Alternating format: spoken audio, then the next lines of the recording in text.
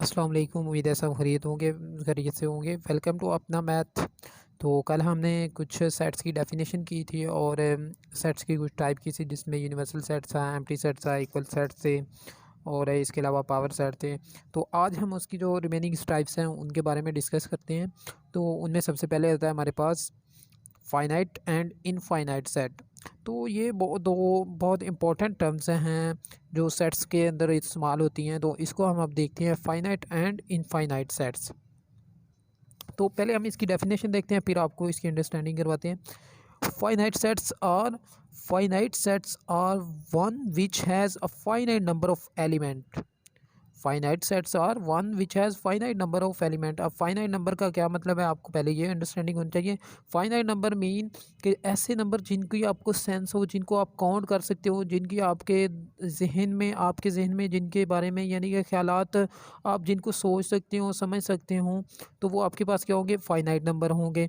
तो finite sets are one which has a finite number of element and infinite sets are those which can not be estimated, जिनको हम estimate ही नहीं कर सकते, जिनका हम अपने ज़हन में ख्याल ही नहीं कर सकते, हाँ यार ये इतने होंगे नहीं, जिनको आप एस्टिमेट ही नहीं कर सकते। But it has some figure है, लेकिन वो कोई ना कोई फिगर लाजमी रखते होंगे, बट हमारी सेंस नहीं है कि हम उसको समझ सकें कि हाँ इतनी इसकी फिगर होगी, इतने इसके एलिमेंट होंगे, इतने होंगे, ये हम नहीं कर सकते हैं। तो फाइनाइट सेट्स वो होते हैं जिनके फाइनाइट नंबर होते हैं, जिनको हम एस्टिमेट कर सकते हैं। बट इनफाइनाइट कौन से हैं, जिनको हम एस्टिमेट नहीं कर सकते, जिनको हम सेंस में ही नहीं ला सकते कि यार ये इतने होंगे, इतने होंगे। इस तरह आपको एग्जांपल देते हैं, एग्जांपल से आपको क्लियर हो जाएगी यार चीज़। देखिए वो कहता है कि हमारे पास एक सेट ए है। सेट ए में अब क्या है, हमारे पास 1 2 3 4 अप टू 10, यानी कि 1 से लेकर 10 तक हमारे पास इसमें नेचुरल नंबर है। तो ये हमारे पास क्या है, set of natural first 10 natural number का हमारे पास है सेट है। तो इससे हमें पता चल गया इसमें कितने एलिमेंट हो सकते हैं। अब हर बंदे को पता होगा कि इसमें कितने 10 एलिमेंट हो सकते हैं मैक्सिमम, क्योंकि 10 एलिमेंट का सेट है, पहले नेचुरल नंबर जो 10 है उनका सेट है। तो ये हमारे पास क्या होगा, ये हमारे पास फाइनाइट सेट है। इस तरह बी है, बी के अब 1 2 3 4, अब ये देखें ये भी है नेचुरल नंबर ही, लेकिन इनका कोई एंडिंग पॉइंट नहीं है कि हम इसको एस्टिमेट कर सकें। हमारे पास इसका ना कोई एंडिंग पॉइंट नहीं कि हाँ यार ये 100 तक है, ये 1000 तक है, ये 2000 तक है, ये लाख तक है। तो ये मेरे पास ना कोई इसका एंडिंग पॉइंट नहीं है। तो इसको हम फिर क्या कहेंगे, ये हमारे पास इनफाइनाइट होगा। तो set A is a here A is a finite and B is a infinite set. तो ये हमारे पास फाइनाइट और ये हमारे पास इनफाइनाइट। और एक और चीज़ यहाँ पर याद रखें, जो इनफाइनाइट सेट होता है मेरे पास, उसका हमेशा जो ऑर्डर होता है ना, वो हमारे पास इन्फिनिटी होता है। और इन्फिनिटी क्या होता है, अनडिफाइंड होता है, जिसको हम डिफ़ाइन ही नहीं कर सकते हैं। तो जिस चीज़ को हम डिफ़ाइन नहीं कर सकते हैं उसको हम काउंट कैसे कर सकते हैं कि ये कितनी काउंटेबल होगी। तो ये चीज़ आपको उम्मीद है क्लियर होगी। तो अब नेक्स्ट हमारे पास आ जाता है सबसेट। सबसेट क्या है, a set B is set to be a subset of set A if every element of set B, B जो है उसको हम सबसेट कहेंगे if every element of B belongs to the element of set A. अब ये देखिए, ये बहुत ही टर्म यूज़ होती है, ये बहुत ही सेट थ्योरी में ये बहुत चीज़ यूज़ होती है। सबसेट जो होता है, a set B is set to be a subset of set A if every element of B belongs to the element of set A. इसमें क्या उसने कंडीशन क्या रखी है कि बी को हम ए का सबसेट कहेंगे, बी को ए का सबसेट कहेंगे अगर बी में जो भी एलिमेंट मौजूद है वो ए में भी मौजूद हो। अगर जो एलिमेंट बी में मौजूद है वो ए में भी हो, लेकिन ए के लिए कंडीशन नहीं है कि जो ए में मौजूद है वो बी में होगा मौजूद, ये कंडीशन नहीं है।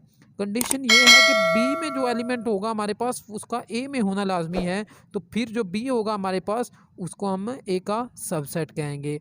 अब देखें, आपको ये बात एग्जांपल से क्लियर होगी।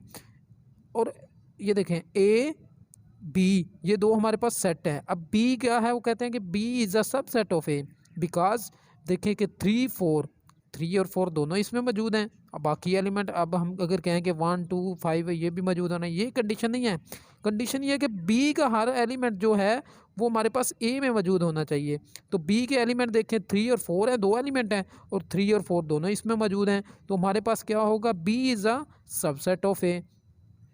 और सबसेट को हम डिनोट कैसे करते हैं, इस सिंबल से हम सबसेट को डिनोट करते हैं। हमने क्या कहा, B is a subset of A, तो हम इसको ऐसे नोट करेंगे, B is a subset of A. तो ये बहुत ही इंपॉर्टेंट टर्म है, आप इसको अच्छी तरह अंडरस्टैंड कर लें। अगर एक दफ़ा समझ नहीं आती दोबारा समझ लें, इतनी मुश्किल नहीं है, इसमें एक लॉजिक है, बस वो आप देख लें। तो ये बहुत इंपॉर्टेंट टर्म है, ये बहुत ही सेट थ्योरी में यूज़ होती है। जहाँ भी सेट आते हैं वहाँ पर लाजमी सबसेट का जिक्र आता है। उसके बाद आ जाता है हमारे पास डिसजॉइंट सेट। डिसजॉइंट सेट, अब ये देखें नाम से ही शो हो रहा है कि डिसजॉइंट, यानी कि जो आपस में जॉइन नहीं हो सकते, डिसजॉइंट सेट। तो ये बहुत ही इजी टर्म है। देखिए, two sets are said to be a disjoint set if none of element is common between them. अब ये देखें, डेफिनेशन को आप समझ लेंगे तो आपको ऑटोमेटिक हर चीज़ समझ आ जाएगी।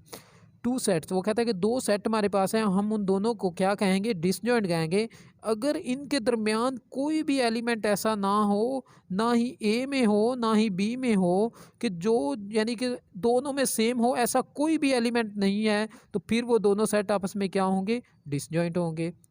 ठीक है, अब ये देखें एग्जाम्पल से आपको बात ज़्यादा क्लियर होगी। ए हमारे पास क्या है, 1 2 3, इसमें कितने 3 एलिमेंट है। बी क्या है, इसमें भी 3 एलिमेंट। अब ये दोनों सेट आपस में इक्विवेलेंट है, लेकिन देखें ये डिसजॉइंट है, क्यों।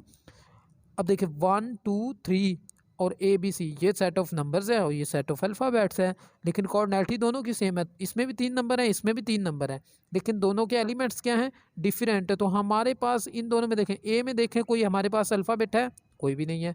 बी में देखें कोई हमारे पास नंबर है, कोई भी नहीं है।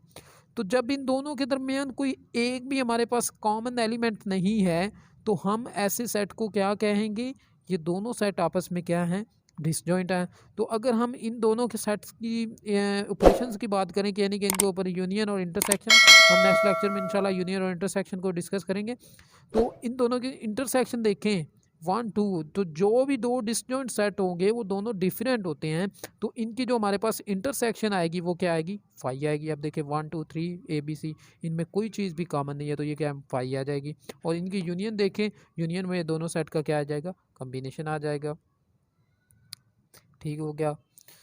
तो उम्मीद है आपको समझ आई होगी इंशाल्लाह। तो नेक्स्ट आपको जो भी कोई क्यूरी होती है या कोई भी आपको प्रॉब्लम होती है तो आप उसको कमेंट में मेंशन करें, तो इंशाल्लाह उसका आपको रिस्पांस दिया जाएगा। उसके ऊपर आपको इंशाल्लाह एक न्यू लेक्चर बना के जो भी आपका कोई टॉपिक है आप वो बताते जाएं, तो इंशाल्लाह उसके ऊपर आपको वीडियो बना के भेज दी जाएगी। थैंक यू, अल्लाह हाफिज़।